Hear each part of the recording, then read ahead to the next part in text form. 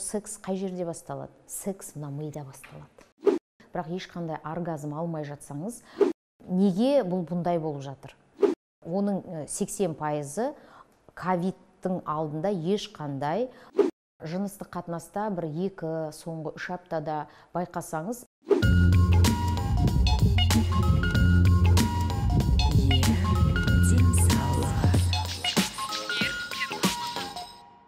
Сәлем достар, бұл Ер денсаулығы жобасы және оның жүргізушісі авторы Шырақ Байназар. Бүгін бізде қонақта Махаббат ханым, сексолог, психотерапевт.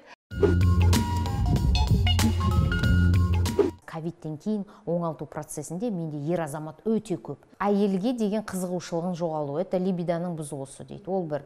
Екінші келген орында ол нарушение эректильной дисфункции дейді, эректильді функцияның бұзылуы болады. Ал үшіншісі бұл жерде қорқыныш пен үрей. Үрейдің паникалық атаканың. Сол кезде мысалы пандемия енді басталған кезінде қозған қорқыныш қалып қойған, темек? Қазір осы есіңізде ма, пандемиядан бірінші рет шыққан кезде бәріміздің шашымыз қатты түсе бастады. Бәріміз сонымен арпалыстық. Екіншісі бізде ұйқы бұзылды, бір қорқыныштың. Енді қазір жүректе кардиомиопатия дейді, сол беріп жатыр. Енді қазір пайда болған панические атаки с нарушениями у мужчин эректильной функции кетіп жатыр. То есть мынау вирустың өзі мутировать еткен сайын, ол ағзаға өзі бір белгілі бір кері әсерлерін тигізіп жатыр. Көрдіңіз ғой, мен тағы да бір айта кетейін дегенім, бұл неге бұл бұндай болып жатыр? Неге бәрінде жалпыламай ондай нарушение жоқ? Ол кісіде, ол кімде созылмалы ауру бар, соған деген.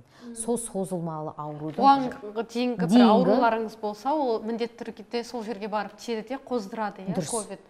Және де мысалы бір психологиялық проблемаларды да өршітеді, егер бұған дейін болған болса. Мысалы сіз өз тәжірибеңізден айтып өтіңізші, мысалы ковидқа дейін аса білінбей жүрген проблемасы осы ковидті ауырғаннан кейін бетке шығып, бір белгілі бір күрделі мәселелерге алып келіп, қазір сізге келіп жүр. Ол көбінесе невроз, неврастения, ауруларына душар болған ер азамат, әйел заттары осы ковидке дейін сондаймен арпалысып келген кісілер, олар жылына 2 рет ем алады өзінің осы жағдайына байланысты. Ал мына ковидтен соң бұл жағдайлар мүлдем күрт өршіп кетті, күрделеніп кетті. Көрдіңіз ғой? Сол үшін олар қазір невропатологта да емделіп жүр, психиатр маманда да емделіп жүр, психотерапевті де емделіп жүр. Енді осы жағдайға енді қазір терапевт мамандары да кіріп жатыр. Неге? Өйткені ол еще ұйқы бұзылысында алып келіп жатыр. Мен айтып жатырмын ғой, секс қай жерде басталады? Секс мына мида басталады. Секс начинается в голове, баста.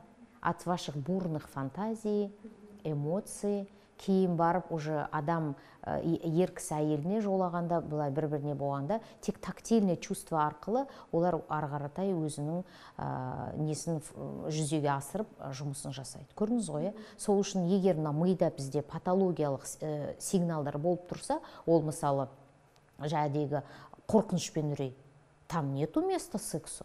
Бұл жерге былай оргазм бір центр бір ондай жоқ. Неге? Өйткені өз жерде тек қорқыныш пен үрей толық сіздің мынау миыңызды, түп санаңызды тек улап. Менде бірнеше топ бар, либидо жоғалған.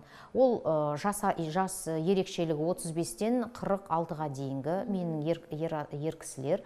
Оларда не мен байқаған, оның 80% ковид алдында ешқандай органикалық ауру болмаған оларда, мүлдем болмаған. Осы олар орта, бір 5-6 менде ауыр дәрежелі ковидтен соң оңалып тұрған пациенттер. Мына ауыр дәрежеліде оңалып тұрған науқастарда оңалту іс-шаралары, либидоны орнына қалпына келтіру өте ұзақ уақытта кетіп жатыр. Егер ер кісі қорқыныш пен үрейде жүрсе, ода міндетті түрде жыныстық қатынаста ода бұзылыстар, әсер береді, бұзылыстар береді. Ол ешқандай бір оргазм дейміз ғой, ол ештеме алмайды, хотя ол кісіде эректильный функциясы бұзылмаған. Көрдіңіздер ғой. Сол үшін мен айтатын, міндетті түрде сізде осындай белгілер пайда болды ма, сіздер міндетті түрде сондай маманды табу керексіздер. Егер сізде көбісінде языковой барьер дейді, тілге байланысты, ол дәрігерге толық өзінің ойымен, өзінің шағымын жеткізе алмайды. Сол үшін сіз өзіңізге тән, қазақша ма қазақша, орысша ма орысша, ағылшынша ма өзіңізге тән маманды табуға тырысыңыз. Неге? Егер сіз осындай сексуалды түрде сізде расстройство болып тұрса, бірақ сіз оған көңіл бөлмей жүре беретін болсаңыз, ер кісіде ең жаманы ол жүйке жүйесіне тиеді. Одан кейін нервные срывы дейді. Ол ары қаратай по траектории, оның масштаб поражения үлкейіп, ертең ол ерлі зайыптылар болса, олардың қарым-қатынастарына тиеді. Ол міндетті түрде сол кезде ер кісілердің бірінші қорғанысы ол атака. Ол әйел затына, өзінің әйеліне деген тап береді. Ол ұрысқақ болып келеді. Бірдеме болмай жатса, бүкіл өзінің болмай жатқан іс-әрекеттерін бәрін әйеліне жауып, ол жертва дейді ғой, жертва роліне кіріп, сөйтіп өзі жабылып қалуы мүмкін. Қазіргі таңда қорғанады ғой, қорғанады. Атака арқылы. Сол атака арқылы, дұрыс айтасыз, қорғанып, өзі жабылып қалады. И сөйтіп, білесіздер ғой, қазіргі мен әйел заттарына тәнтімін. Неге? Әйел заттары қазір көз ашық, ізденеді, сұрайды. Сөйтіп ол проблеманы көбінесе, білесіздер ме, маған ер кісілерден бұрын сол ер кісілердің жұбайлары маған хабарласады.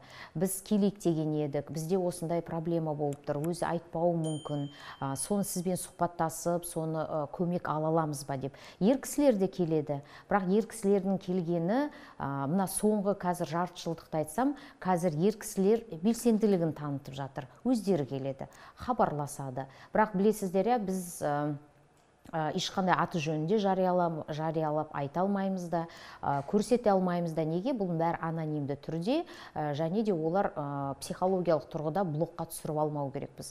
Сол үшін мен емге келген ер азаматтарға айтамын, сіз біріншіден сұрақ қоямын мен. Что вы хотите деймін, неге келдіңіз? Олар толық маған өзінің ойын, шағымын жеткізіп, шағым айтып жатқан кезде мен көмектесем. Жалпы ең маңызды шағымды айтуға, жалобы дейміз. Соны шығарып, кейін барып, мен айтам, сіз осы жыныстық қатынаста бұзылыстар болған кезде өзіңіздің сеніп келген дәрігеріңізге 100% сену керексіз. Сол кезде шынайылық, сол кезде сіз толық өзіңіздің бұзылысыңызға емін аласыз, коррекциясын аласыз, және ары қаратай нұсқау аласыз. Келесі жолы осындай жағдайға қалай түсіп қалмау керек деп. Көрдіңіз ғой? Сол үшін ер кісілерге тағы да бір айта кететін, құрметті ер мырзалар, сіздерге айтатын, егер болады жыныстық қатынаста соңғы 3 аптада байқасаңыз, эректильдік функцияңыз жақсы, бірақ ешқандай оргазм алмай жатсаңыз, онда сіз міндетті түрде ойлану керексіз. Неге пайда болды ол? Әлде сіз стресте жүрсіз ба? Бұл бөлім сізге өте қызықты болды деген сенімдеміз. Егер де қандай да бір сұрақтарыңыз болса, сексология саласында, онда Махаббат ханым осы пікір астында жазылған сұрақтарыңызға міндетті түрде жауап береді. Сондықтан да қысылмай, қандай да бір сұрақтарыңыз болса, жолдасаңыздар болады.